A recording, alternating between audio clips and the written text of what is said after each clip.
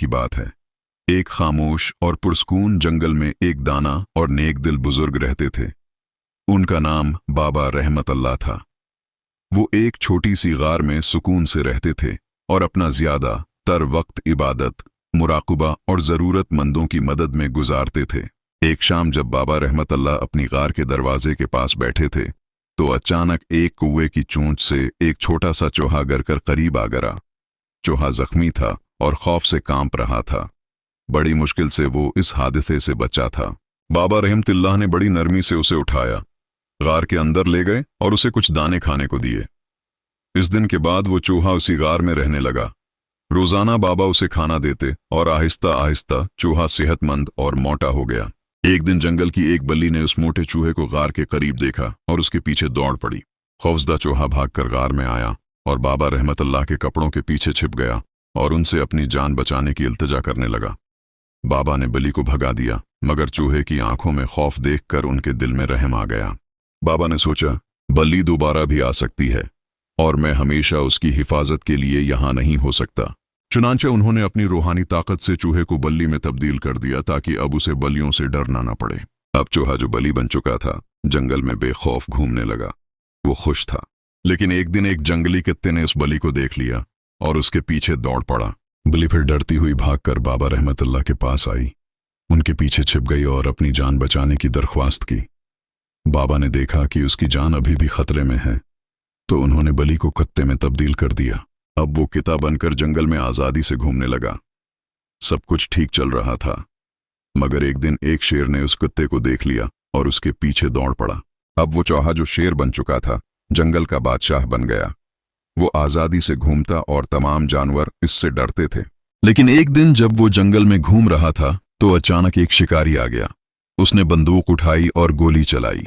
गोली की आवाज सुनकर शेर डर गया और भागता हुआ गार में वापस आया। वो चीख कर बोला, बाबा रहमतुल्लाह, मुझे शिकारी से बचा लीजिए वरना वो मुझे मार देगा।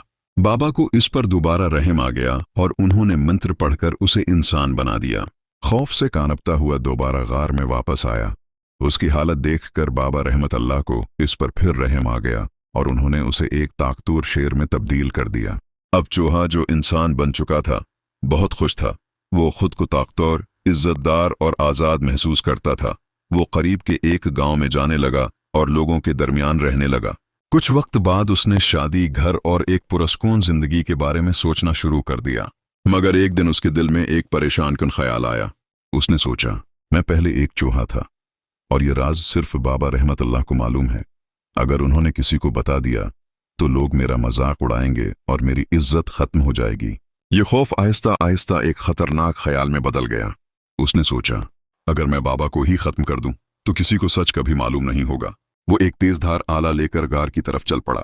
लेकिन जैसे ही वो गार में दाखिल हुआ, बाबा रहमत अल्लाह ने उसकी आंखों में देख लिया।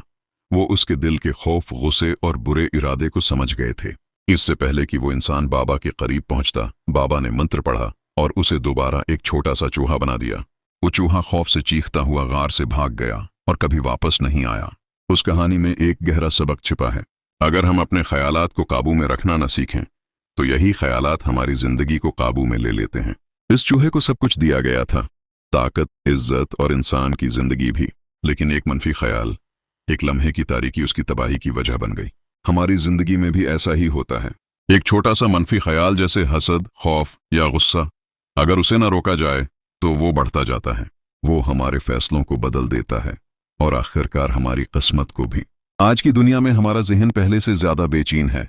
इसीलिए ये जरूरी है कि हम अपने ख्यालात पर नजर रखें, क्योंकि हर बड़ी कामयाबी और हर बड़ी नाकामी सबसे पहले जहन में पैदा होती है। अगर आप अपने ख्यालात पर काबू पालें तो आप अपना मुस्तकबल बना सकते हैं, लेकिन अगर उन्हें नजरअंदाज कर दें तो एक छोटा सा ख्याल भी सब कुछ तबाह कर सकता है। हनगरिया स्टोरी।